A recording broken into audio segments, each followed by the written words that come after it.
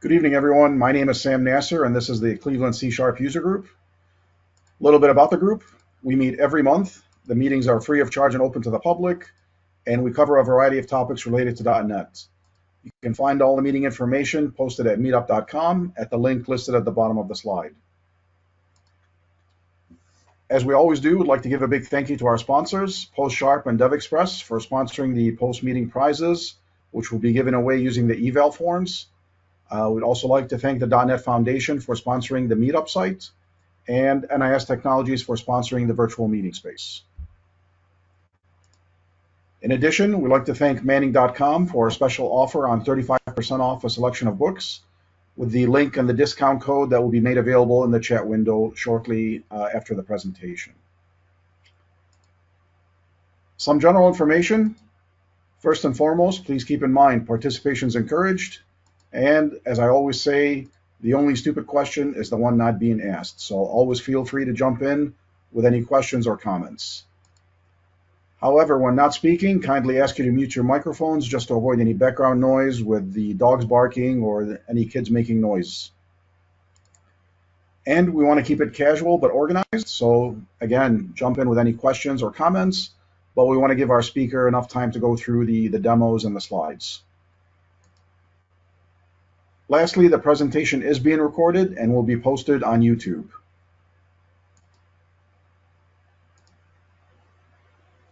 So for tonight's feature presentation, all about .NET 8, presented by Jeff Fritz. Jeff is a senior program manager with Microsoft. He works with the developer outreach group, which essentially works with the community on open source projects and a little thing called the .NET framework. He's also a Twitch partner, and you can find him doing live shows at Twitch TV, where he does interviews, coding, answering various questions from viewers. And so with that, we'd like to thank him for joining us. Jeff, welcome to the group. It's so good to be here. And you're right, Sam. The bio there was a little bit out of date. I'm a principal program manager now, and you can also find me live streaming on YouTube, which makes things really easy to work with, because then we can just point to YouTube with our TVs, and you can dial me up with your favorite television application, right? The Roku or all that stuff. Absolutely. So yeah. Gosh, it's good to be back, friends. Gosh, Sam, this feels like a little bit of a regular schedule here. .NET Conf happens. Let's have Fritz come in and summarize, give us the 1 hour rundown of everything that happened. I don't. Did you see the news, friends? We released a thing called .NET 8. And as always, because I code live, I respond to things live on live streams. I'll be watching chat the whole time. Please drop messages into chat. I'm happy to follow up and answer them and talk about things. And I'll ask you to come off mic if we need to dive in a little bit further. But let's talk about some of these cool things that have happened as part of .NET 8. Because I hinted at it a little bit on stream. If you watch my streams, I hinted at there might be one more thing that came out with .NET 8. It's not just the typical, hey, we've got updates for the web stuff. Hey, we've got updates for the programming language. Oh yeah, there's one more thing. And it's a pretty exciting thing too.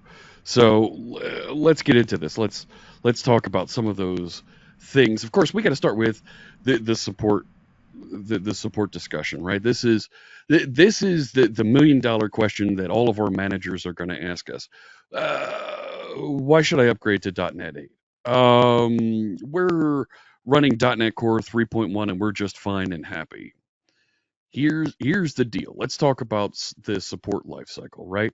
We know, and we've had this support lifecycle for several years now, with .NET 6, with .NET 8, these are our long-term support versions.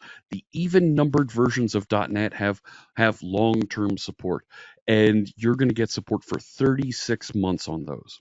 So we still have support on .NET 6, even though it was released in 2021.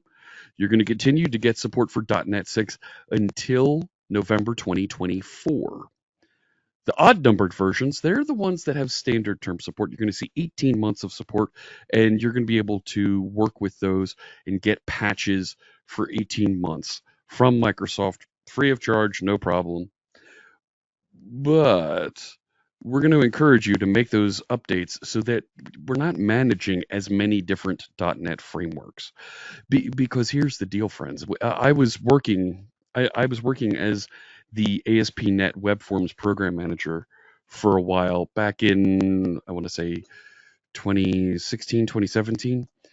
We had 4 versions of ASP.NET Web Forms that we were managing at that time. 4.6, 4.6.1, 4.6.2, 4.7, and 4.8.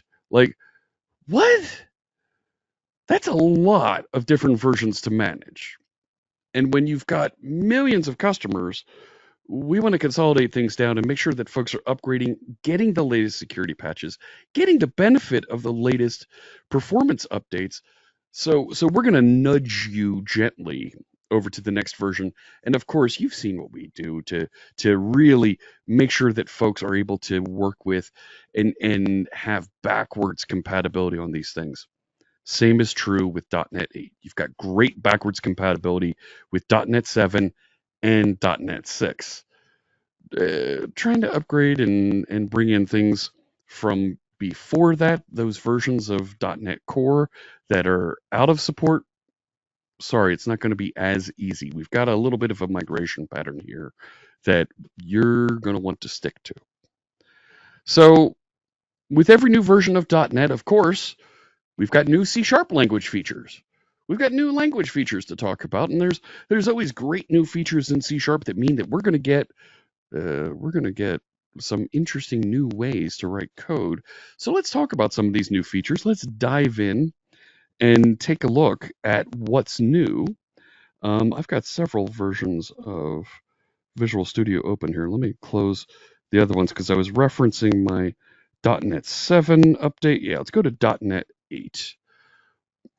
So a couple of major features that you're going to see appearing with your C# 12, right, language version 12, .NET 8, that you can work with now. And the first feature that I want to talk about is called primary constructors. So primary constructors is a way for us to define a class, but provide arguments next to the class name. You can also do this with structs, but you're going to provide arguments next to it that are going to do that code that we all write every time in the constructor of many of our classes, where we're going to we're going to take in some constructor, right, some class dependencies, and we're going to stash them in a field somewhere so that we can work with them later. Why are we writing this code again and again and again in dozens of classes? ASP.NET, you're building controllers. Every single one of your controllers has something that looks like this. And it's a pain in the neck. So if we move that constructor, this is the one that we want. If we move that up and we define, here's the arguments. We now have this primary constructor capability where we can now reference and use those properties further down. So we received a first name. I can have my toString method here. I can override it and return first name, last name. It knows what these things are. They're the properties that are being passed in, the arguments being passed in when we create a person. And we create a person, and it has that same syntax. New person, and we've defined it's the same way that we construct and pass in arguments to our constructor every time. There it is. And so I pass in first name and last name, and I don't have to give it that property syntax, that field that we're going to save these things into. But here's the deal. When you create and you define the primary constructor with this syntax, it also it removes that implicit parameterless constructor, right? You can no longer just say new person, right? I can't come into my method here and say var p equals new person. So I added a parameterless constructor here, right? And it's giving me a red underline here because here's the thing. When we have a primary constructor, you must use that primary constructor in your other constructors. So you have to delegate to it. So I can delegate the way that I know how to by passing along some sort of information that that primary constructor can use. This is phenomenal for dependency injection scenarios where you're receiving a whole bunch of parameters in the constructor of your controller class and you want to pass those things along. Works great. All right.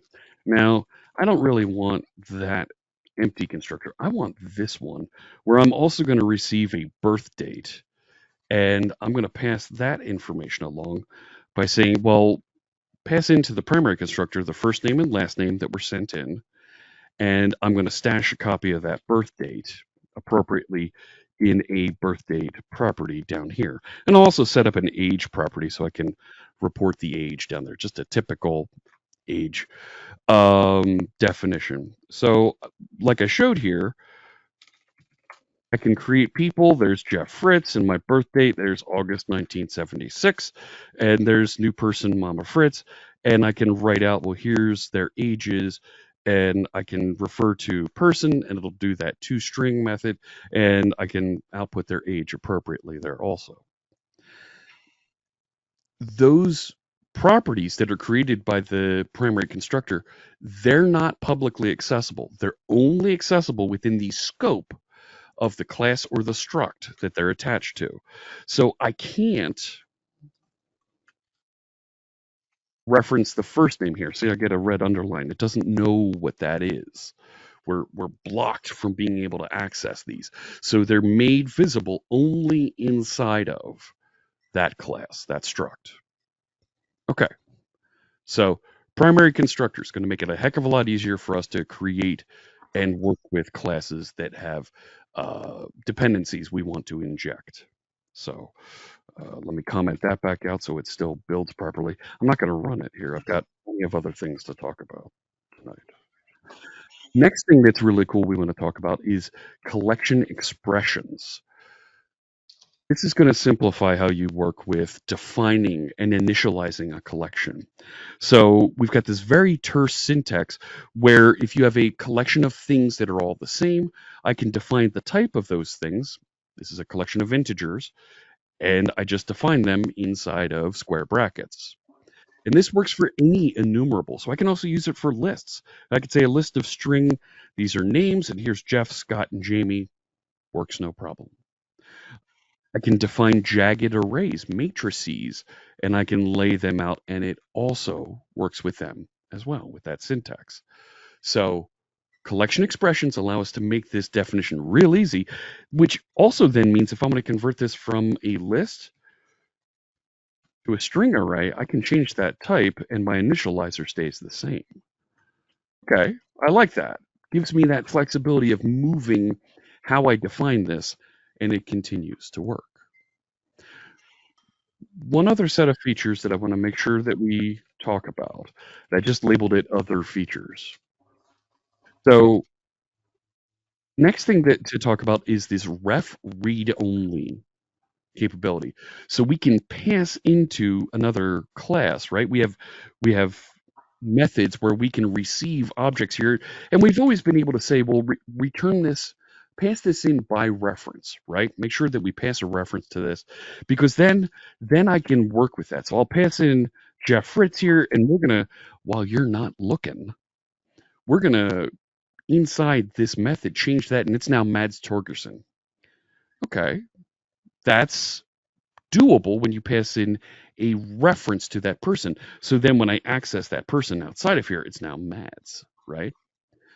But if I make this ref read only, well, now I get a red underline here because, and I'll even run the build so you see the error pop up.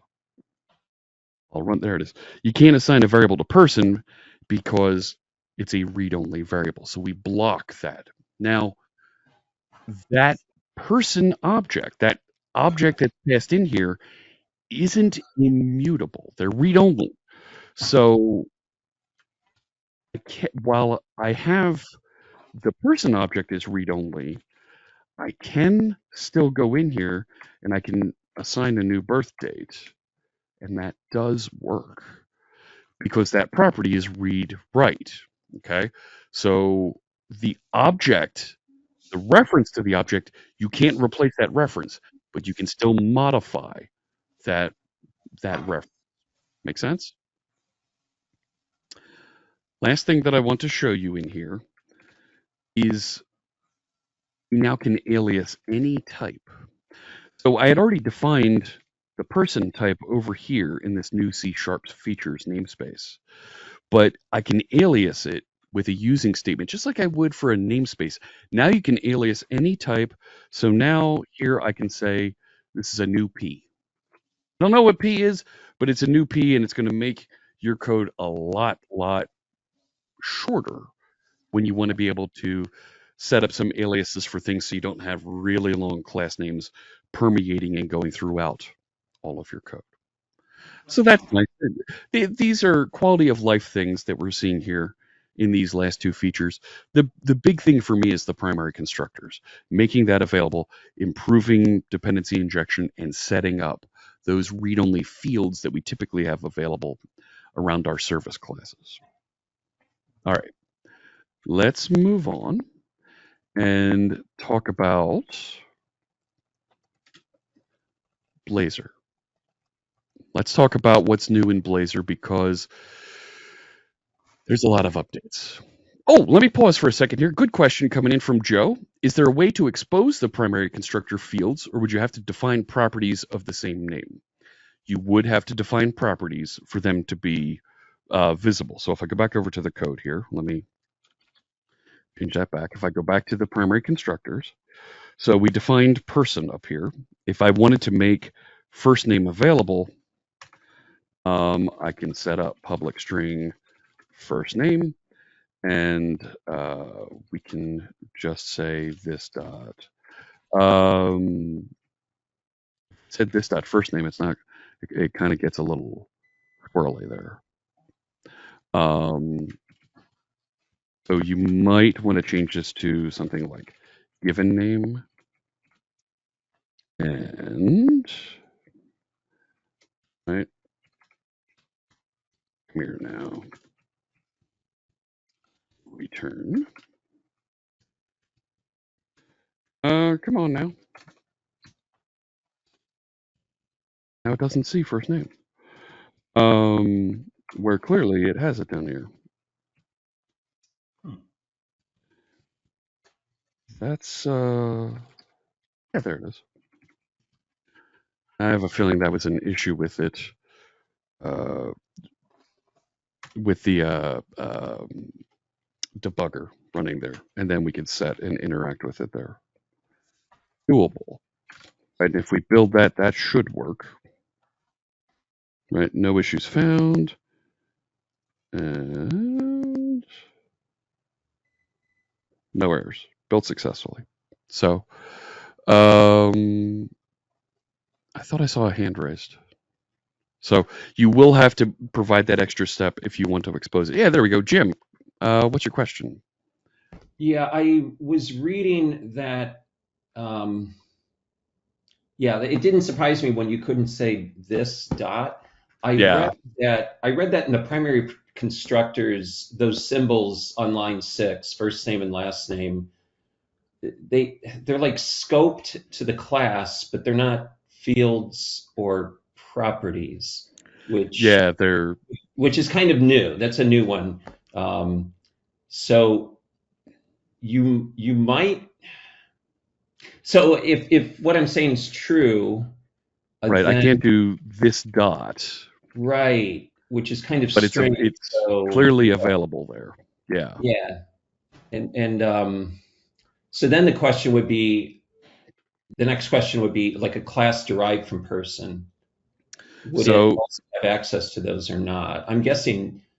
I'm just going to guess. I didn't scroll down to that. So if Uh-huh. I define a text speaker, let's say, that inherits from person, because this inherits from that, you need to supply the primary constructor still. So text speaker then, right, this becomes a little bit of a viral feature. I need to receive that primary constructor and pass those features along. So then if I put together a method here, speak at user group,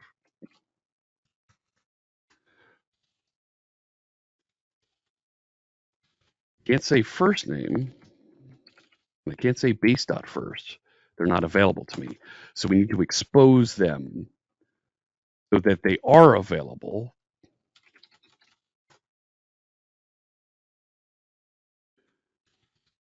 Somewhere else. So base does not work, right? So base dot first, it does not appear, and first name is not visible. It's private inside the scope of that class. When you inherit, you need to expose that again if you want to be able to access it. So not a terrible limitation, but certainly something to be aware of when you are setting up a bit of a object hierarchy there in your interactions. Thank you. Yep. On the primary constructor, what do you mean by? So when you define what you're inheriting from person, and you must pass in the arguments for it. So, right, I can't, if I get rid of this, right, I can't do that, right? This is going to wake up and say, well, I need a constructor for this. So either add a constructor down here, which does the same thing, and right, if I go back to that, speak at user group, first name isn't here. So it's not available there either, right? These are things where it's not available. That's okay. I can still use that same constructor syntax if you'd like. And as you saw, I can still have the primary constructor syntax like that to be able to pass around those dependencies that I want to inject and require at construction time. Good questions. Thank you. All right. Anything else around the C# features before I move on? Okay. Let's head over and let's talk about Blazor. Blazor is our fully integrated into ASP.NET Core web development framework. Gives you that reusable component model. You have user interface events just like we're used to having in native applications, but we have them on the web. Two-way data binding, we love having that. Let me take this question from Shabab. Shabab is newish to .NET. Is Blazor a replacement for WPF? Or would you say WPF is still worth learning? So Blazor is a web development framework. You can build and work with HTML. However, we do have options to consume Blazor in native application frameworks. Windows Forms, WPF, .NET MAUI all have what we call the Blazor web view that allows you to put Blazor applications inside and let them behave like a web application, like a native application, but coded for the web inside those native applications. Is WPF still worth learning? Yes, absolutely. There's many high performance UI things that WPF is capable of. You're going to get a great experience building native applications with it. You do need to learn XAML, but WPF is not going away. It's coupled to Windows, so I would suggest you learn .NET MAUI. .NET MAUI is our new framework for building for Windows, Mac, iOS, and Android. It uses XAML as well, but has the capability of shifting your native applications so it runs on one of those three other platforms, not just Windows. But Blazor is going to get you running in a web browser, which means you can work anywhere. You'll see a little bit of what we can do with this, because I've literally got 5 Blazor demos to show you. 5. So good questions, and we'll go through here. Please don't hesitate to ask further questions. I appreciate that. Hot reload capabilities with Blazor, we know about that. And you can write interop with JavaScript as needed. That's the piece that really gets folks. Kevin in chat says, I saw an article or news about developers complaining about Maui yesterday.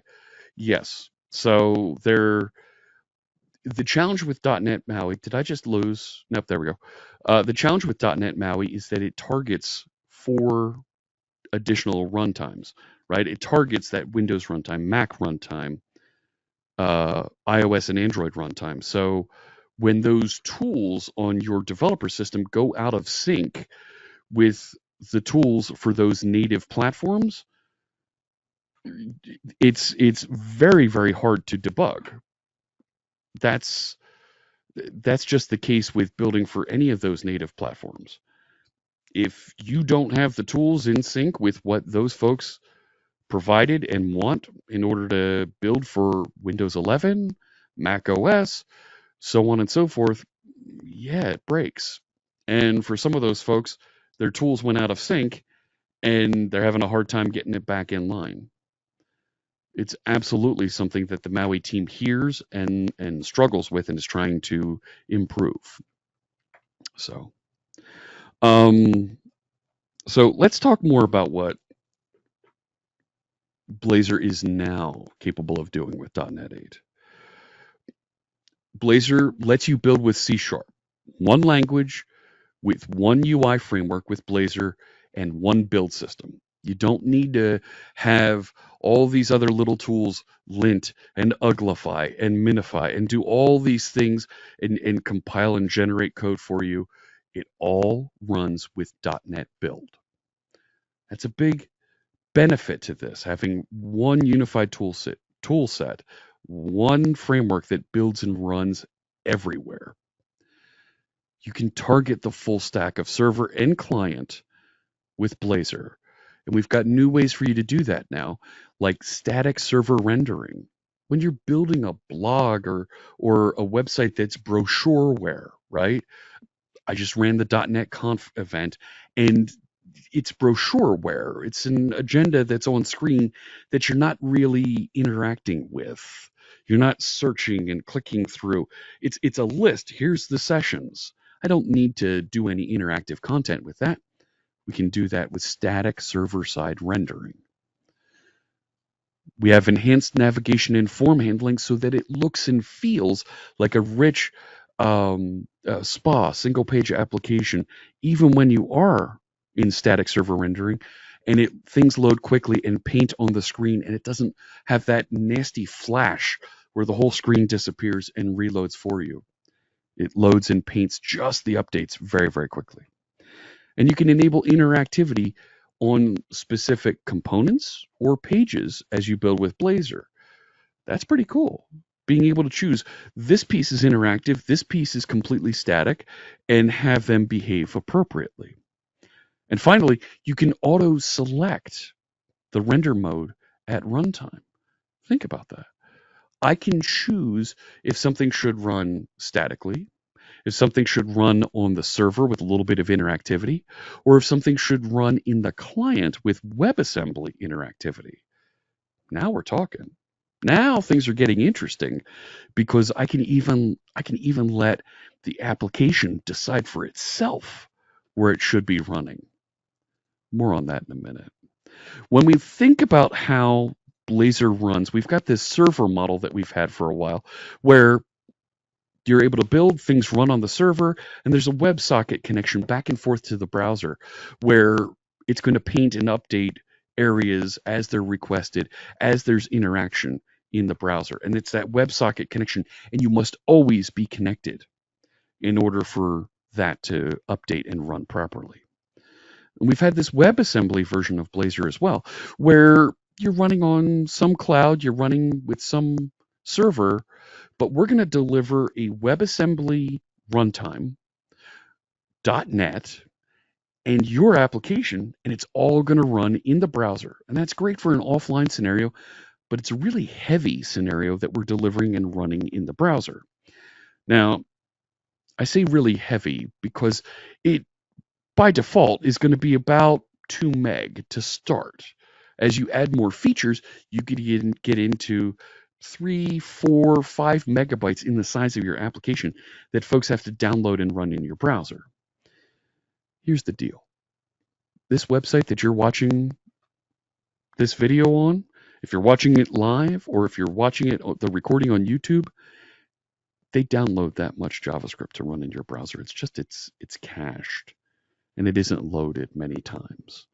But that's a thing that we've all kind of lived with some of these larger video-driven applications. It doesn't feel right, though, when we're delivering a forms over data application, where it should be much smaller. So that's why we now have things like this new static server-side rendering, SSR model, where just like with ASP.NET, you're going to have an HTTP request come in, and we're going to send HTML back to the browser, and that's it. That's all that happens, and we can dial in the interactivity for server side or WebAssembly side as needed later. Let me show you a little bit. So static server side rendering, let's talk about this. This means if things are running and they're all static in the website, we can scale like crazy because we can output cache our pages and we don't need to worry about having to think about and reload things. It scales very, very well. It's great when we're presenting information. We can have navigation links that go from page to page to page, and we're going to have enhanced navigation around that also. We can still work with forms, receive data, save it, and have interaction coming back. But rich interactivity, all the event handlers where you want to listen to things that are clicked on screen or touched or changed, and you want to have enhanced interactivity, you can't really do that. You need to step up and add some interactive features there. And real-time updates aren't a thing with the server-side rendering. So let me show you just a little bit on this inside the sample code that I have over here for you. So let's close all these things. Nope, don't save.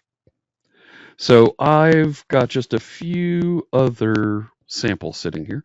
So the first project I have here is Blazor with server-side rendering. Now I added this by going into new project and I went to Blazor web app. Okay. And I now have some new features here. I have, how are we doing interactive rendering? Well, we're not doing any interactivity. We're doing a static website. And our interactive location is going to be a per page. And I told it, we're going to include the sample pages. Now, that's how I got this version of the website. If we look at what's included in programming here, it looks like the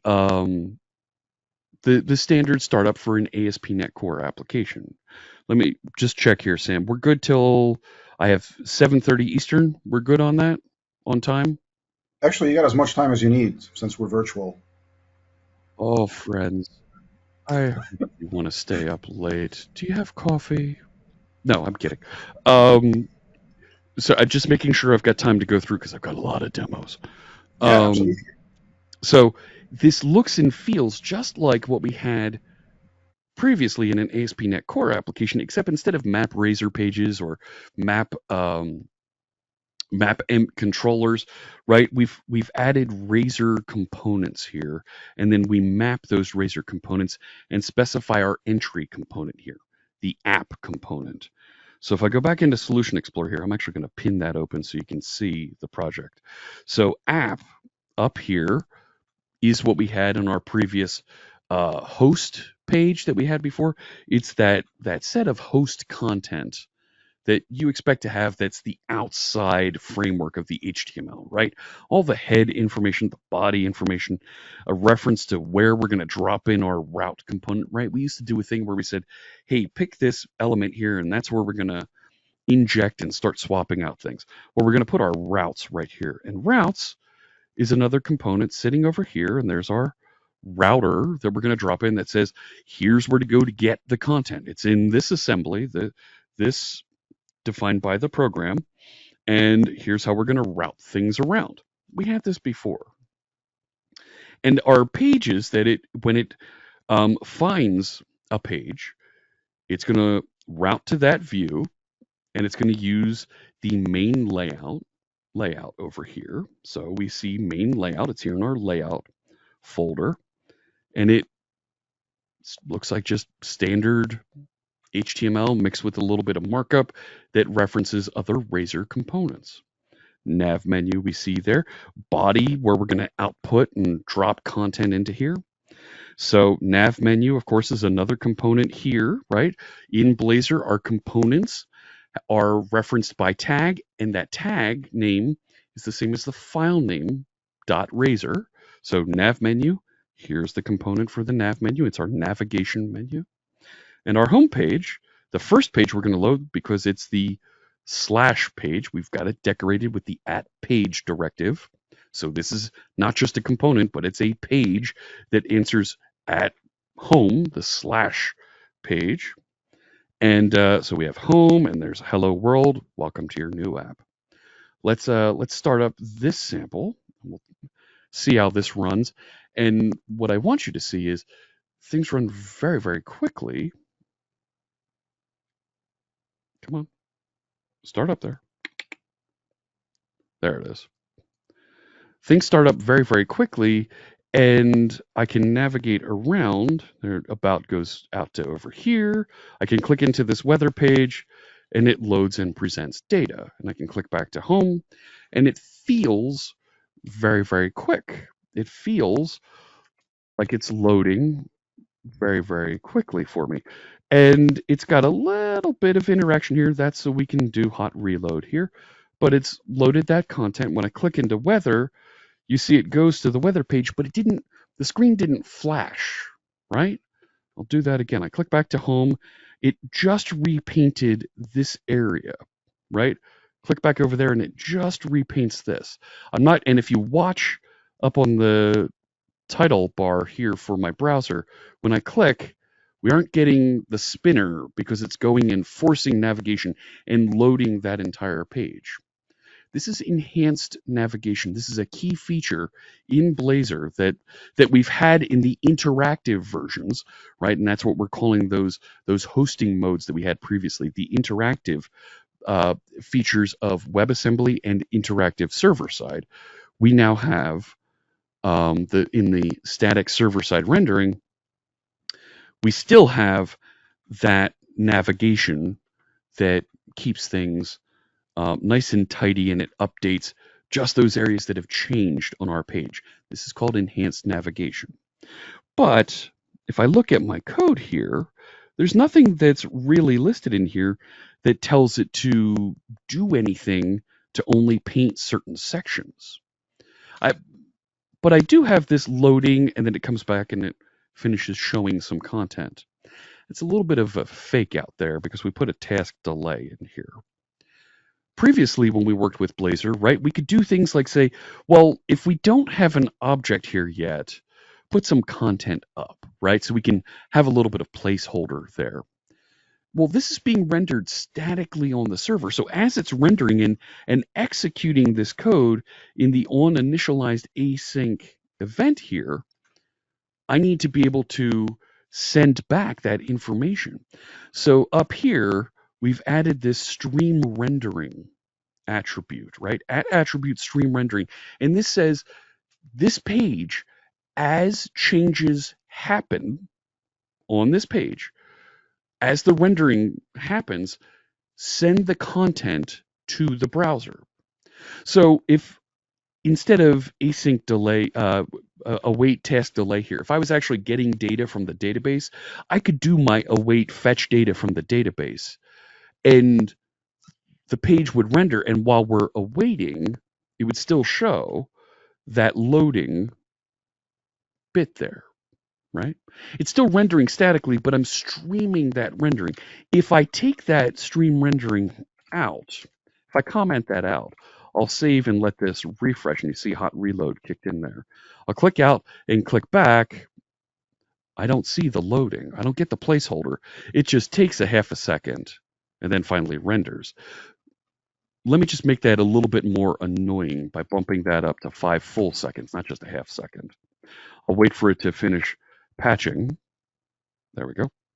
So I'll click back to home, and when I click into weather, it doesn't actually get there. It's doing the navigation, and now we get there.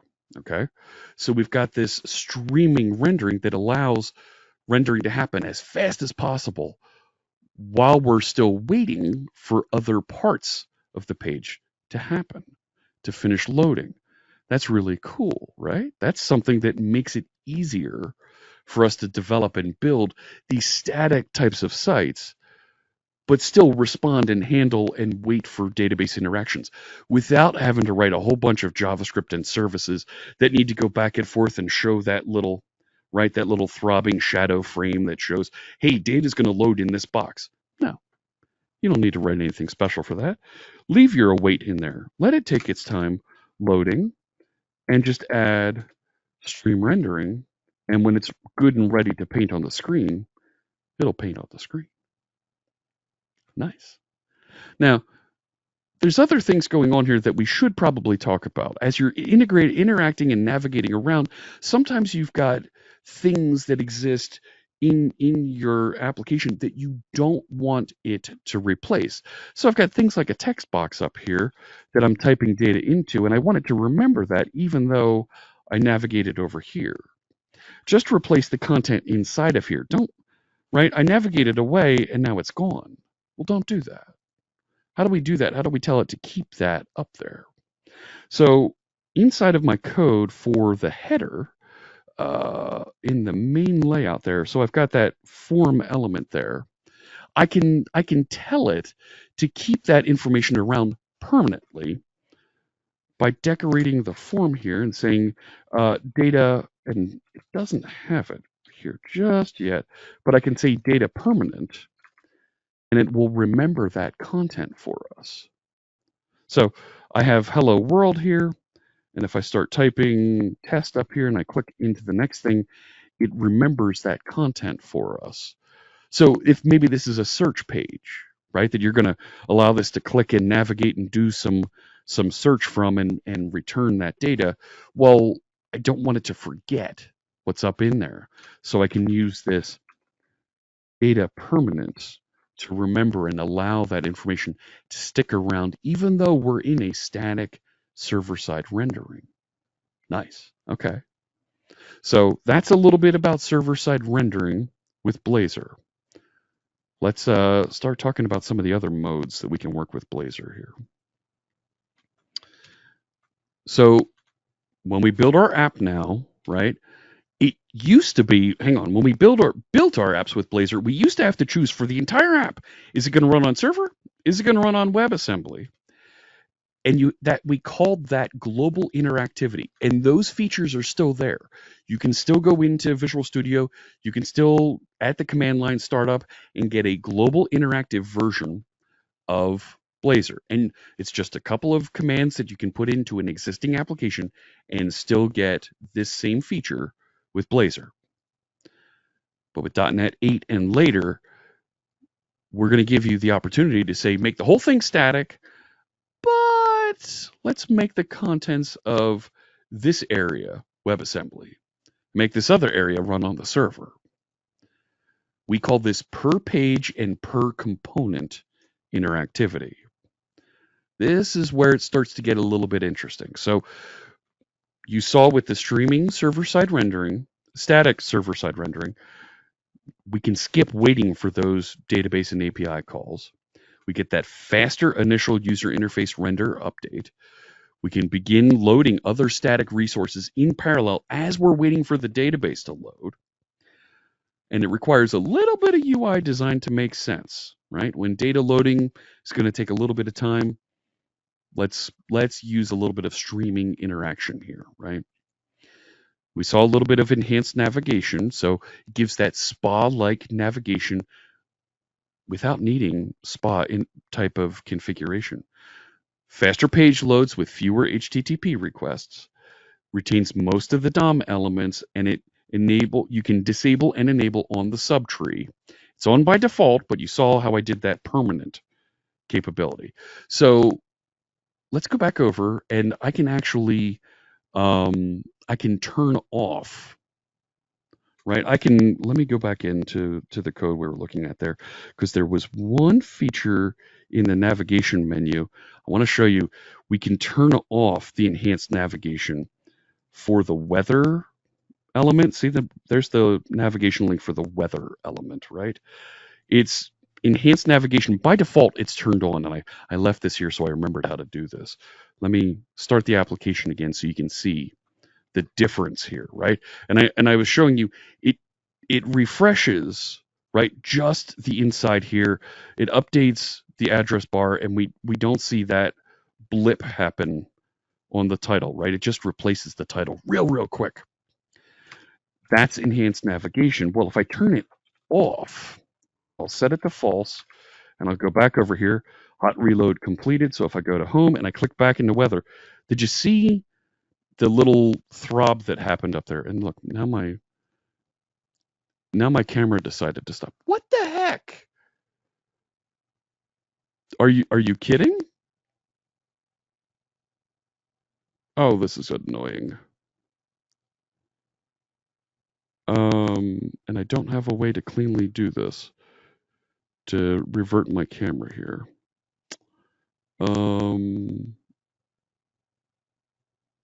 Stand by. Give me 1 second here.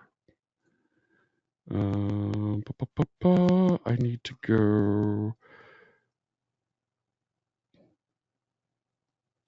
go here. We need to restart that and go back to start the virtual, restart the camera and restart.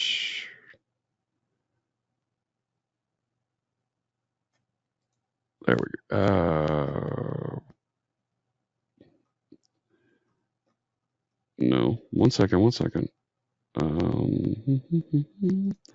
That one. There we go.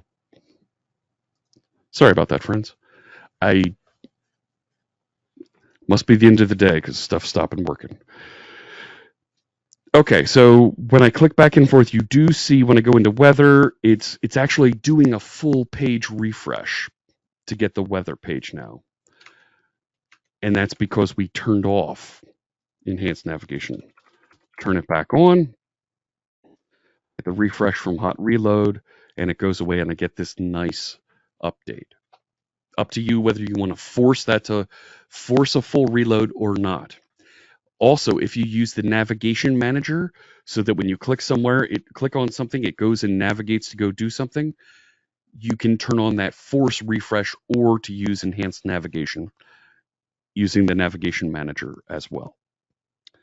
All right, let's go back over to the slides. All right, so you can also work with forms. You can accept and validate input on static server-side rendered pages. Statically, server-side rendered pages. All of the capabilities of the form and edit form from Blazor are still there, and they will work for you in the browser. Same APIs as the interactive components, and it supports enhanced navigation and works with streaming server-side rendering. Really, really great stuff. But now let's start making things interactive. Beyond just, hey, we're painting stuff on screen, but let's actually click buttons and do things, right? Scroll and interact with the various components. So we want to get full Blazor interactivity, things that you used to have to do with JavaScript. You can now do with Blazor and C# in the browser, get real-time updates on screen. You can do this by marking any page or component as interactive on the server, interactive on WebAssembly, or both. You can also do this with enhanced navigation and forms. We've seen this before, but it retains that interactive state while navigating or refreshing static server-side content. And it closes and reopens that circuit to work with the server automatically, right? You don't need to keep WebSockets open the entire time. It only uses them as needed. This does, however, when you start turning on interactive components, it does require a WebSocket connection or a complete WebAssembly payload. Let's take a look at this before we get to auto mode. Let's take a look at server-side capabilities here. I'm going to close out of the nav menu here and stop the application from running. So I went and started a server interactive version of this. Now, this is server interactive. Let me show you how I added this one. So once again, Blazor web app. This time I set up interactive render mode as server. So by default, it's going to render things on the server. I can choose either per page or global. This time I said per page. And with this, so it's adding interactive server components and right to my add razor components. Map razor components, just like we saw in the static server side render, is down here, but I'm adding interactive server render mode. Inside my components, though, I now have the counter capability. Home and weather are still here. There's weather, and it's still got the stream rendering capabilities up here, and it's still doing the same thing. And this is going to render statically on the server. But the counter, where I've got a button that's going to increment the count and repaint this section of the page, this component is marked with interactive server. This is going to run every time the counter is referenced on the server, and we're going to open and have a WebSocket that's only going to run this part on the server. The other pages are going to be rendered statically, and we don't have any interaction that it's going to be managing over there. So let's start this application, and we'll take a look. A little bit like magic.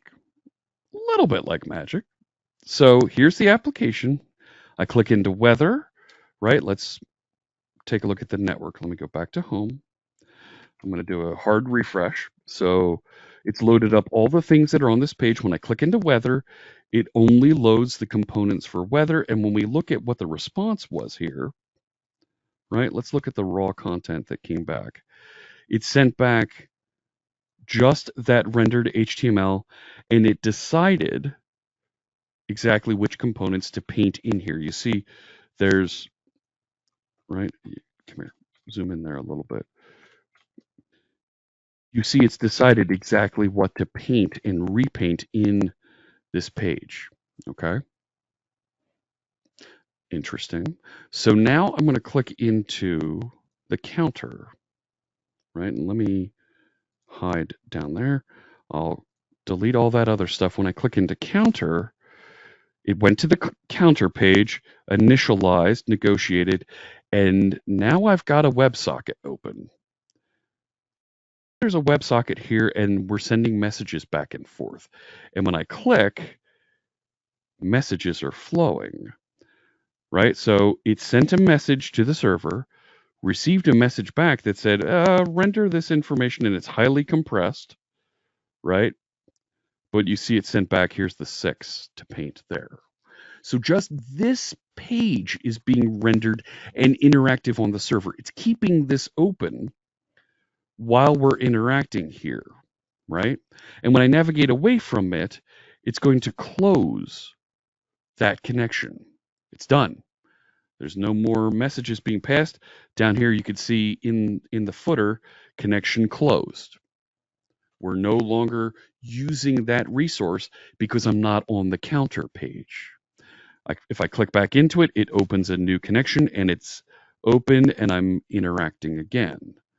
Click away, on render completed, connection closed. So we're now more efficiently using our resources when we work with Blazor server-side interactivity. All right, very cool. Now, this is a page, so I put render mode here on the page. If I take this out of here and I go back to the home page, yes, we need to rebuild and apply. That's fine. Now, come on.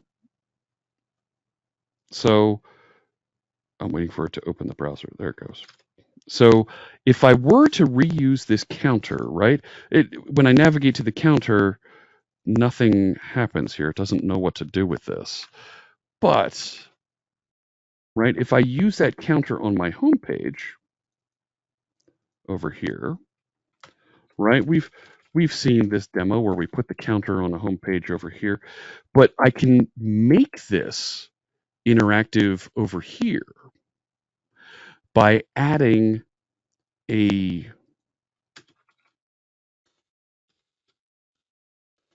right. Do I have that right? Think I have that right. I think that's it. Save that. Got it wrong.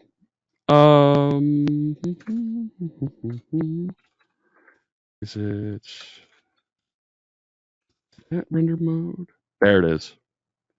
And now that component, I forced that component to run on the server, right?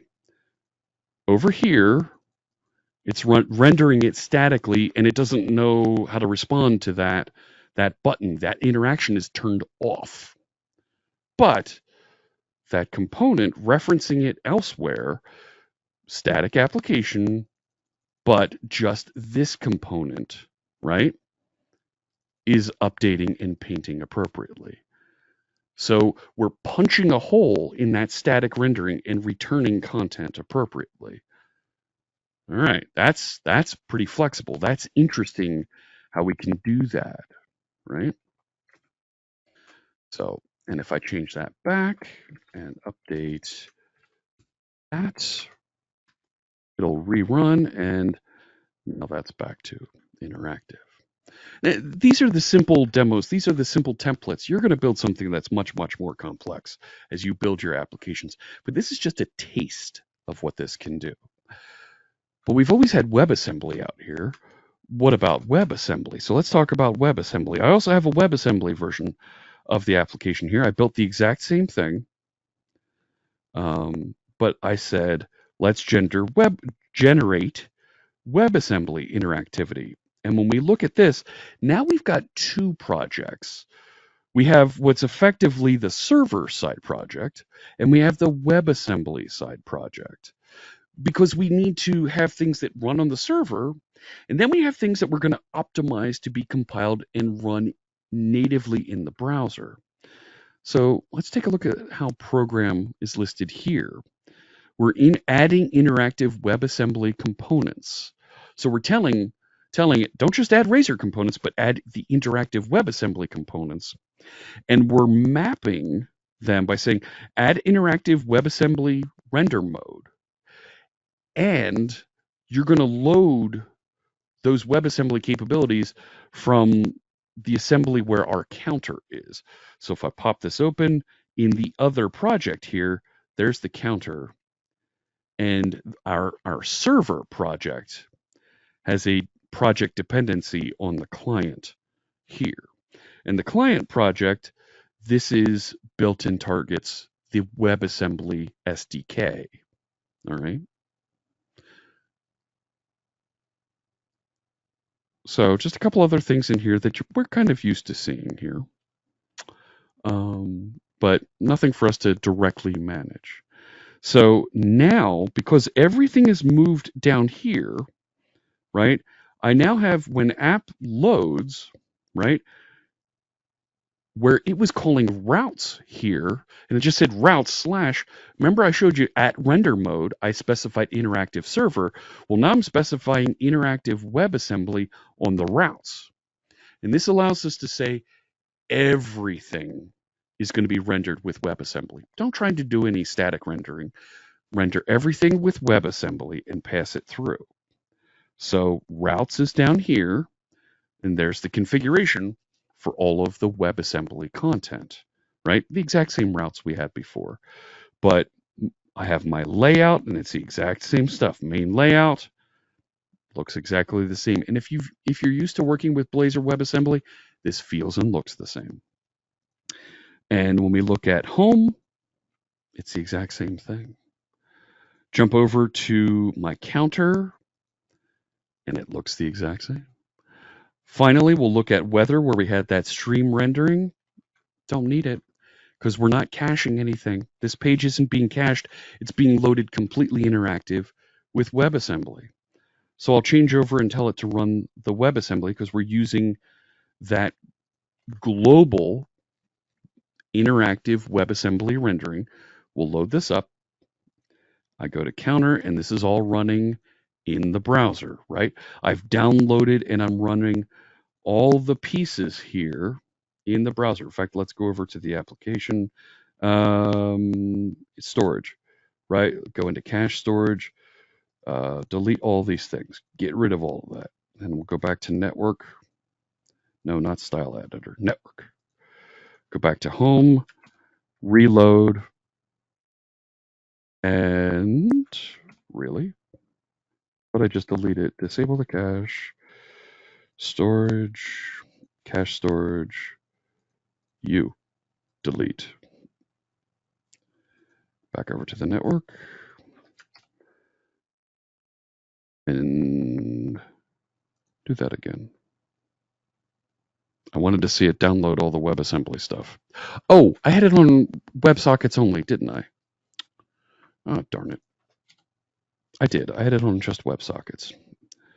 Show me all the things. One last time. I'll get this right, I promise.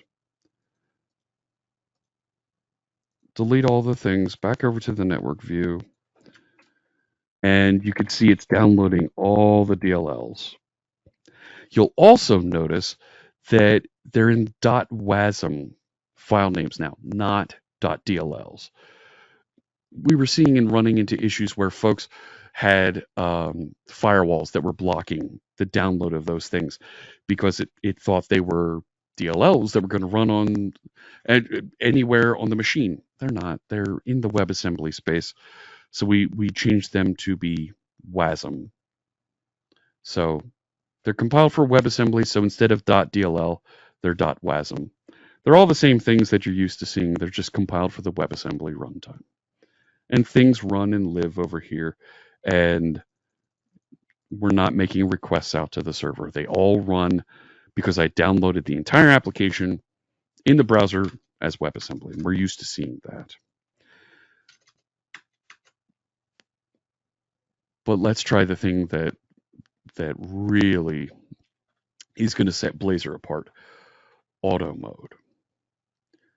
So let's use that single page application, high speed, highly responsive interaction that we get with WebAssembly without that first time download cost, right? Let's use the server while caching the WebAssembly files. Then on next visit, use WebAssembly. It's already downloaded. It's in the browser. You don't need to go re-download it from WebAssembly, from the server. It's already here. Just use that cached version. However, your components must support WebAssembly. So you need a client project or use API endpoints. And use API endpoints for data. You're not going to be able to reference and pull things through a direct entity framework connection in your components like you would if you were rendering server side, because you might be rendering in the client. Let's take a look. So I'm going to close all these things, stop the application, and let's launch the auto mode. Now this time, when I created this, when I added new project, so Blazor web app, I chose auto for my interactive render mode, and I believe I set up per page component. So you see there's a client project as well, and only the counter razor is down there. That's the only one that's interactive. The other things here, we're going to let render and run statically. It's going to decide, though, with the counter, whether it should run on the server or if it should run in the client. So let's take a look at how program is configured. So it adds interactive server components and it adds the interactive WebAssembly components. Down here, add interactive server render mode and add interactive WebAssembly mode. And then it adds the additional assemblies. This is all generated for you, okay? You don't need to come through and write this. I'm showing you this so that you know a little bit about how this works. Our counter over here has render mode auto, right? It doesn't, we aren't defining up front that this is WebAssembly. We've created this as WebAssembly, but right, we had in the routes, right? There's nothing specified for the render mode here. So it's being handed off to be selected by the individual pages, by the individual components. So here we're saying, you decide. Automatically choose how this should run. Let's take a look at how this works. So I'm running the server version of the component, not the client version, the server version. And I get hello world. I've disabled the cache. I'm going to go into storage. Let me clear out the storage here. Right, let's delete all that. I want to watch the network. Okay. So I'll reload the page. This is a static page, so it just downloads the things that I need here, and I'm interacting with it. I can go over to weather. It brings back just the weather content. When I click into counter, it brings back the counter content, and it's here. And look in the background, it's downloading WebAssembly. I'm still able to interact with it here, and I'm doing this server-side interaction, right? There's the WebSocket interaction, and I can see the messages that are going back and forth, and it's updating and sending information, right? Blazor, no. Where is it? Show me the WebSocket ones.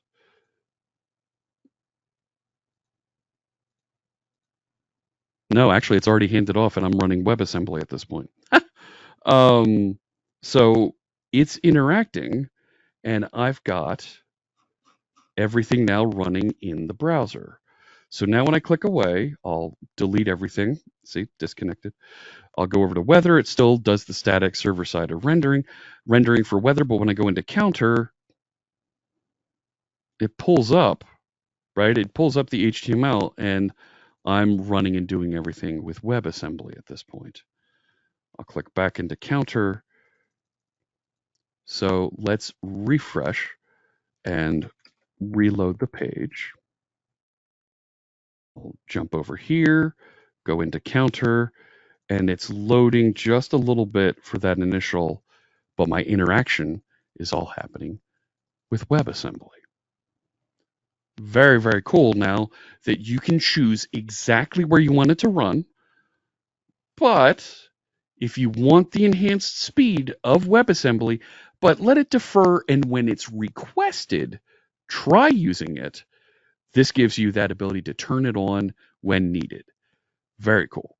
So with all of these models that we're seeing here, you do need a web server running in order to render and display the content, okay? So lots of flexibility in how you build, deliver, and deploy your Blazor applications. All right. So this gives you a full stack of web user interface. You build with one language, one framework, one runtime, Blazor. Really great stuff. We're really happy with this. But this is the big thing that we announced. We've got one more thing. We're not just delivering web applications. We're not just delivering Windows applications or mobile applications. We want to give you a new framework. Because we've heard about folks that are working with cloud native capabilities, and we added all kinds of capabilities in .NET 8 to make cloud native development easier for you. How you want to build, deploy, and make your applications run in a distributed scenario in the cloud. There's all kinds of things that you need that we've gathered around these four pillars: observability, resiliency, scalability, manageability. We know you need these features. We know that these are important to you. So we've added capabilities into the framework. And I didn't show them during this demo. There's lots of great documentation out there. There's other videos and sessions from .NET Conf that I want you to check out that are all recorded and available on YouTube on the .NET channel that'll show you how you can do all kinds of these things here. But we've added the ability to work with metrics and dimensions with open telemetry, dependency injection integration for metrics, better logging support, being able to enrich the observability of your application, redact information that might be privacy aware from your logs and information, testing fakes for logging, poly-based resiliency packages. Poly's an amazing library that the community's been building, and now based on Poly, we've added more resiliency capabilities into .NET 8. We've got stateful reconnecting for SignalR now. Ahead of time compilation, so you can make your .NET application really, really small and increase the density of your applications that you deliver into the cloud. That means you have things like chiseled Ubuntu packages and container images that allow you to get just the features that you need into a container and load it into Azure somewhere. You can get container images as small as 8 megabytes running .NET 8 and your application in the cloud. That's massive because those container images are going to download and run very, very quickly. Start up with no time waiting for new images to be deployed and run. And because it's in such a small space and it runs with so little memory because of the enhanced performance of .NET 8, you're going to be able to increase your density, pack many, many containers onto one single piece of hardware running on your servers or in the cloud. Great stuff that's available. But we've heard, you know what, there's too many components to choose from. The Lego bricks are so confusing. I don't even know if I'm putting them together correctly. And by default, nothing works together correctly. How do we make these things work together? Every developer on my team now needs to be an expert in networking and containers, telemetry system. How do we scale and make this easier for folks to interact with this? It never used to be that way. I want to be a .NET developer, but it slows down everything we do because now we need to know so many different stacks and interaction things.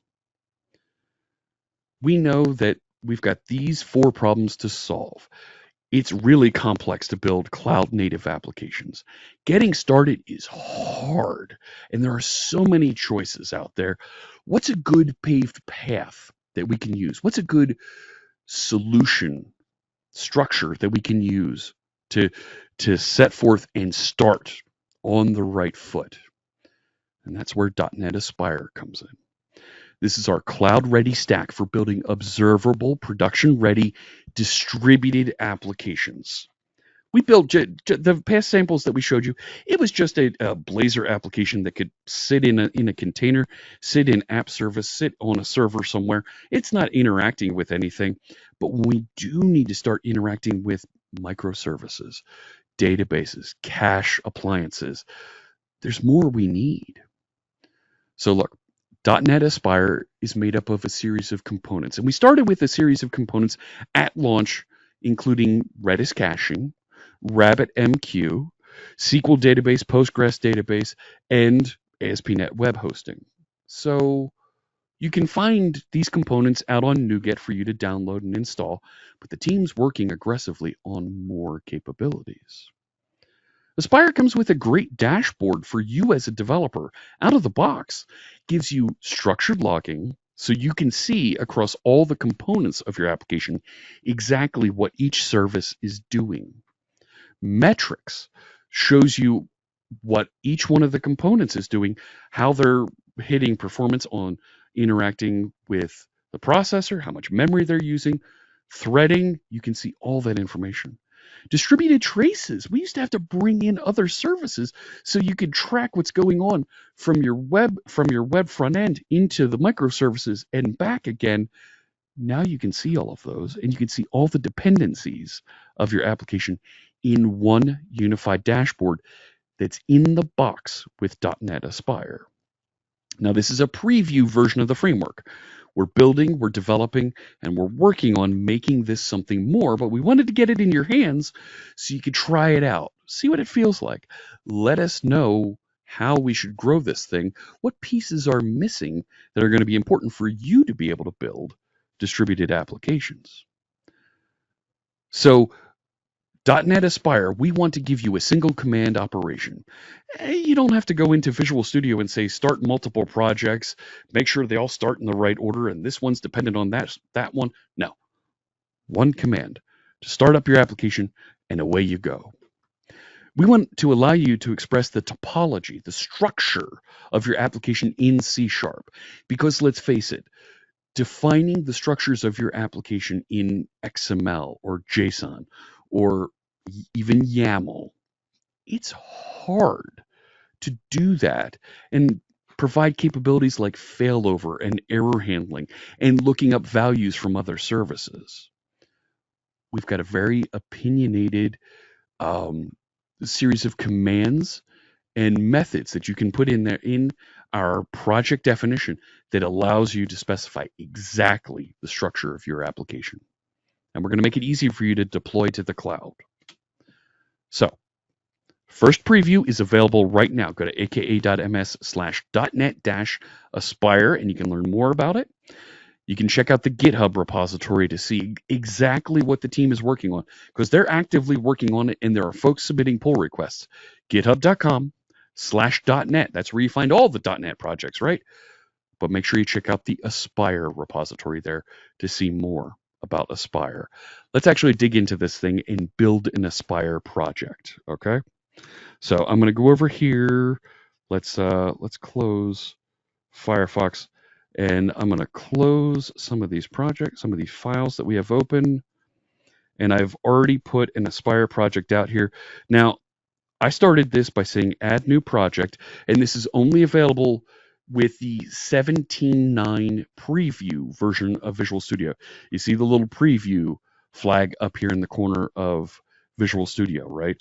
You need to opt in to the Visual Studio with the Visual Studio installer, right?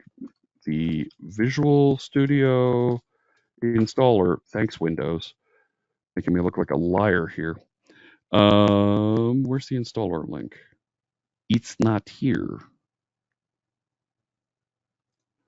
What? Visual Studio, it broke. Really? Really? Visual Studio installer. Thanks so much. So when you start the installer, you need to be on the preview train. Okay, so I'm on Visual Studio Preview. Click Modify. It's going to show you the various workloads that are available. Of course, you need to have ASP.NET and web development. Click into individual components.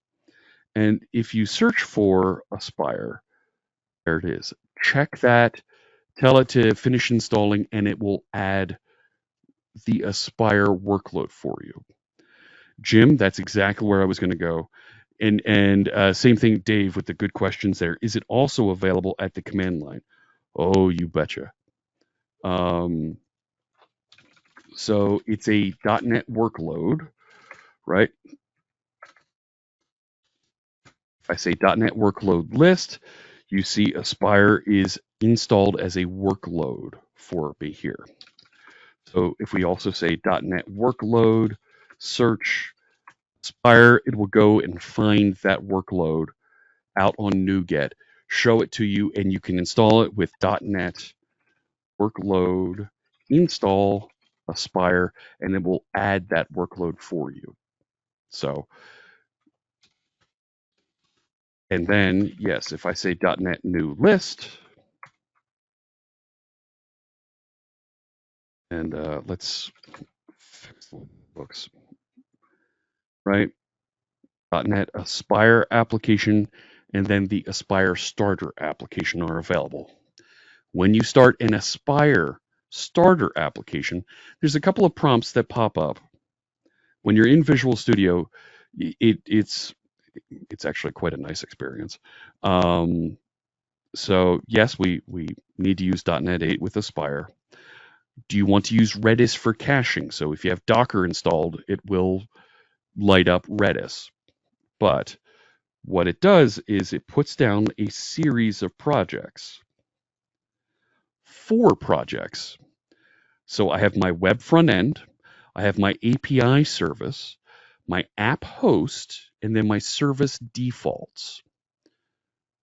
My web project is a Blazor web project, okay? That has it's using interactive server render mode, and we've added an HTTP client to go get weather from somewhere. We've also added Redis output caching here, and it's pointing to a server called cache. What? And my weather API client, well, it's set up as base address as going to, look at this, to API service. What? What are those? So my API service up here, right? And that clearly is what this thing is referring to, but how does it know that this one is API service? Well, check it out. If I go into my program, you see I've got just a minimal API defined here, weather forecast, right? Map default endpoints, and it's building and doing the weather forecast sample that we saw in the Blazor demos. But we're also adding service defaults up here. So service defaults down here is a whole bunch of goo that we used to have to generate and put into all of our services and applications that we want to deploy to do things like configure telemetry, add health checks, add service discovery, HTTP client defaults for resiliency, right? You used to have to do all this by hand. Well, we're going to configure telemetry for you. And all of this is going to be available, right? Built-in things that we're going to measure and generate statistics for. And my health checks that we're going to set up here, add health checks, right? Well, it still doesn't answer how does it know these services? Well, that's inside our app host. This is the entry point for our Aspire application. And it references the other 2 projects, API service and web. It takes a dependency on those. Now, if we look at the CS project here, you see it's a Microsoft Net SDK. It includes those project references, but it is an Aspire hosting package reference here. All right. And it says, yes, I am an Aspire host. Because inside my program, this is where it starts to get a little bit cool here. Check this out. We're going to add a Redis container. We're defining a distributed application, and we're adding a Redis container to it, and we're going to call that Redis container cache. So it's going to stand up a Docker container, and it's going to call that cache inside of our application. We're going to add a project to our distributed application, and we're referencing my first Aspire app service.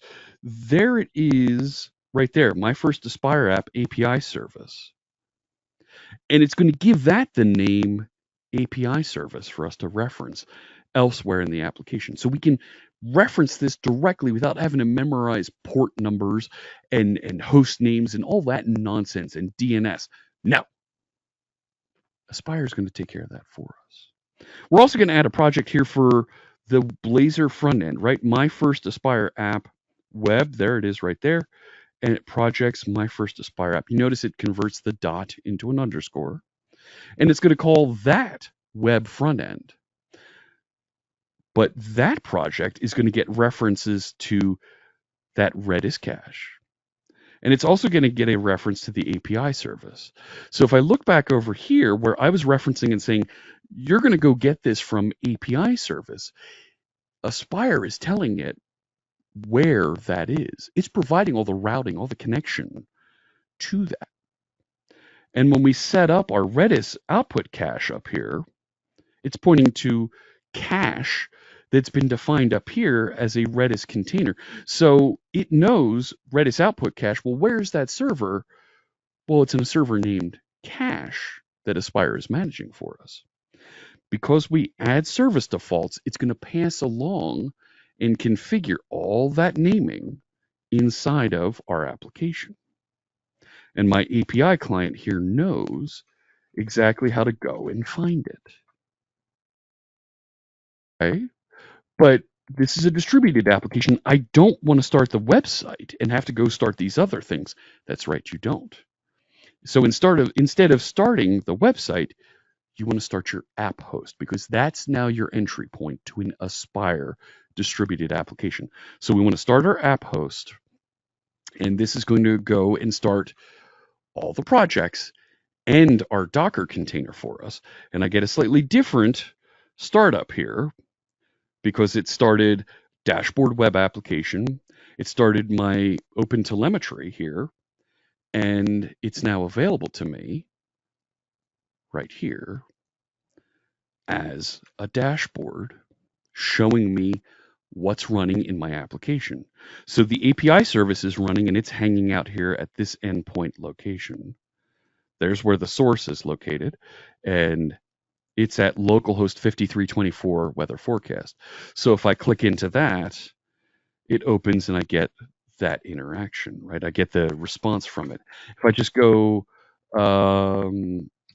right, is it /swagger? What is it to get the open API? Right? Not even activated on that one? I thought I had open API activated. Here. Nope, it's not turned on with this. That's okay. But we know that we go to weather forecast and there's my data. Go to my web front end, which it says is running out here. I can click into that, and here's my Blazor application. We already saw this running earlier when we ran Blazor just locally. I go into counter, and it's doing my server-side rendering. I click into weather, and there's my data. My data is being output cached. So if I refresh, it doesn't get new data all the time, but every few seconds it does. It's pulling from Redis cache. So let's look at that for a second, right? I have a container out here. There's my cache, and it's running the Redis latest version. And I can see exactly the environment variables that are set up for it, where the path is configured, the SHA for the Redis, where it was downloaded from, and the version of Redis that's running, right? I can click in and see the logs from the container. It's initialized, sitting out there and running. This is all on a dashboard that's provided for you running in the browser free as part of Aspire. That's really cool stuff, right? If I go back to my projects, I can see the environment variables that are running here. Zoom out just a smidge there, right? I want you to see. Come here. Hang on. See the environment variables. There's all the environment variables being passed in and configured for us, right? My ASP.NET Core URLs. It's running in the development environment. I can search and interact with this. I can view the logs for my web server all right here, right? Do I have a browser extension? Ask Jim to view the JSON pretty printed over there. No, that was not an Aspire feature. That is a here. Go to the endpoint. That is an extension that's installed to do the JSON formatting. That's Firefox doing that for me. So thank you. They want to keep that honest with what features are in the dashboard and what features aren't. Appreciate the pointer there, Jim. You're right. Yep. And I could view the logs on the service and see exactly what's happening on the service if there were some errors or something popping up there. But I can also look at the traces for the interactions with this, right? I navigated directly to the API service, and I could see exactly what happened there. It made the request, and it came back in 92 milliseconds, right? But if I go back over here and we look at web front end, right? The interactions with it, if I look at the weather here and I do some refreshes, right? So let's refresh the traces there. They're down here at the bottom. So it requested web front end here. and it didn't go any further, right? But if I go request this again, I got a fresh bit. There's the request, and we can see it went all the way to API service. I can visualize the entire request and what came back, and I could view the logs if there were further logs on that of exactly what happened, how it processed and interacted with the entire workflow there in the box with ASP.NET Core, with .NET Aspire, right? And I can see the metrics for what's going on inside my services. We can look at that. Let's go over to the API service, right? Let me zoom out just a little bit here. And I can see the active requests as a gauge here, right? I'm going to make some requests here to the page. It's not even a blip on my API service. If I were to go back through and open the API service directly, right? There it is. I'll make some requests. I'll go back down to metrics for the API service. There are no active requests coming through. The request duration, there you go. Very, very quick, disappearing immediately. Now there are no requests, so the metrics drop off. It's measuring and reporting these for you, and you can see how much work that Kestrel is working. Look at all the great metrics that we're capturing and delivering for you real time, and you can wire up your own metrics easily with .NET Aspire. All right, this is just the beginning of a very interesting and compelling framework that's going to make building distributed applications so much easier for you. And this is just the template. Explore it, check it out, try dropping in some of the features of your own applications and see how it interacts. Okay? We're pretty proud of where Aspire came from because this started as experiments. Do you remember Project Ty? Our container-based application framework, that management framework that we delivered some time ago. This is one of the evolutions of Ty. This is what Ty has turned into, an easier way for you to build applications. All right. Go get your hands on .NET 8. You're going to be able to upgrade and use and take advantage of these new features so easily. All right. It's going to get you aligned in building and deploying applications that are faster, that work together, and use the new capabilities of .NET and C#. So much better. There's many other things that have happened here. I'm already a couple minutes over, and Sam said it's okay, so I think it's okay, and we're going to keep doing that. So get your hands on .NET 8. Visual Studio 2022 17.8. It's now in general availability. You can get your hands on that, and it has the latest versions of Copilot that work with it, improved collaboration, reviews, and pull requests. Check it out. That's available for you to download. If you want to check out the preview of Aspire, though, with Visual Studio, make sure you download the 17.9 Preview 1 or later. If you're watching this recording sometime in the future, hello, future people. First off, let me know if my boys in Wrexham, if they qualify and get out of League 2 here, right? If they made promotion, if you're in the future, let me know. But you're going to have Aspire built into Visual Studio as of 17.9 and later. All right? Make sure you check out the .NET Conf videos. They're available out there on YouTube, youtube.com/.net. Look for .NET Conf 2023 playlist. There's literally 102 videos out there from .NET Conf that I want you to check out. All kinds of great stuff. A half hour to an hour in length with all the things that happened during the event. If you want to dig deeper on these, get links to more information, grab the slide decks, grab the demos. They're all available for you out there. All right. Thank you so much for letting me join you here tonight. I'm going to answer, let's see, some more questions here, and then I think we'll call it a day, right, Sam? Dave had a question here, comment. It's interesting. Seems like we have 12 different telemetry apps that work, right? Between App Insights and things like Datadog that are out there. We want to be able to pull these things together so that when you are working locally, you don't need all those other things out there to connect to. give you one place that you as a developer feel comfortable navigating around and working with. All right. Gosh, friends, you're very welcome.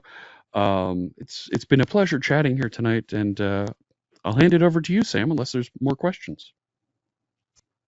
Just one quick question. So, when do you think the full release of Aspire will be available? So we are targeting a production-ready release of Aspire for the spring of 2024. If you follow the Microsoft annual schedule of things, there might be an event in spring 2024 that we're trying to get it ready for. I'm not going to name any names. There might be an event that we're trying to get it ready for launch. I can't say that it'll be ready for that, but we're targeting spring 2024.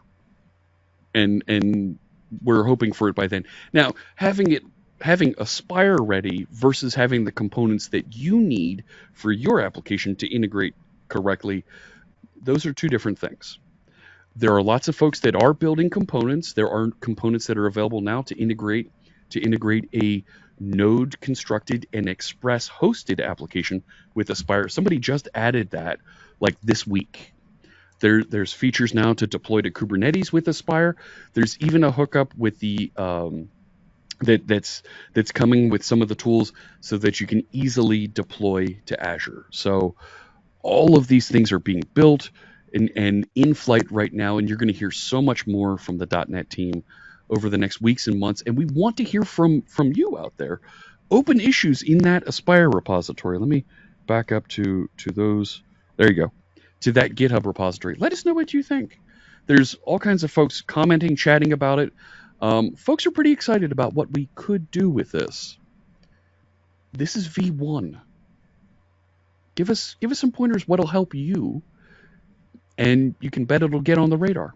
So, good question. Excellent. Thank you, Sam. Thank you, and thanks for a great presentation as always. You always knock it out of the park, and great coverage as mentioned in the chat. So well done, and thank you for taking time out of your busy schedule. I know you've been inundated lately with .NET Conf and this thing called .NET 8. So we definitely appreciate your time. You've been a repeat presenter, and future slots in November and October are always open for you. So welcome back anytime. Thanks so much. And it looks like right in the nick of time, my camera decided to freeze again. That's so nice. Perfect. It's so nice. So I have a couple wrap-up slides to conclude tonight's meeting. And give me 1 second to share my screen as well.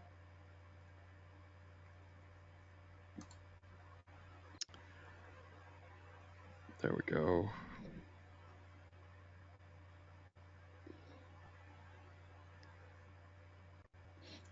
Okay. So once again, thanks to Jeff for a great presentation.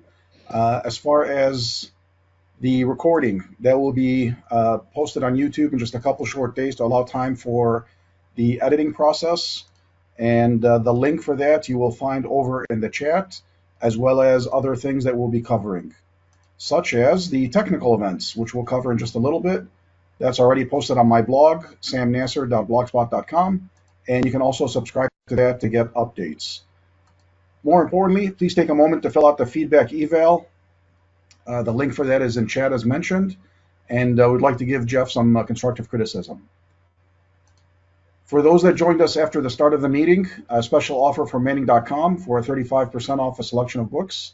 The link, as well as the discount code, are also in the chat window. And one of the things that we always do is discuss regional events that are happening. So for the upcoming month of December, on December 5th is the Ohio North Data Training. That is a SQL Server user group. And that's going to be a hybrid meeting where in person as well as online. So feel free to check them out. On December 13th is the Azure Cleveland user group. And as you know, I'm also the host of that. And that will be online and free of charge. And on December 28th, there's a little typo there. We will be having a meeting on December 28th, but it will not be with Jeff Fritz. So my apologies for not removing that. What? Yeah. Hope you're free on the 28th. Can you make it? And on December 12th is the Global AI Conference, and that is an all-day, 24-hour period of various AI talks from speakers all around the world. That is free of charge and online, so feel free to check that out as well. One of the things we also like to cover are job openings. So you can find job openings available at techsystems.com/IT-jobs. In addition, always like to ask the two questions, who's hiring and who's looking for work? And allow me to take the lead on that and answer that question. So the Cuyahoga County is looking for a developer, and there is the job post available there, and I will copy that into chat. So feel free to check that out. And while we're waiting for answers on whether you have a job available in your place of employment or you're looking to switch, feel free to either speak up verbally or enter into chat. And it looks like everyone is gainfully employed and not looking to switch. However, if you do, or if the need arises later, you can always reach out to me. My contact information, snasser@nistechnologies.com. You can also find me on Twitter @SamNasser. And the link to my blog, once again, where you can find various tech events as well as technical articles. And lastly, if we're not connected on LinkedIn, I invite you to do so. And so with that, thank you all for attending. Thanks to Jeff for a great presentation, and look forward to seeing you all in the next meeting. Good night, everyone.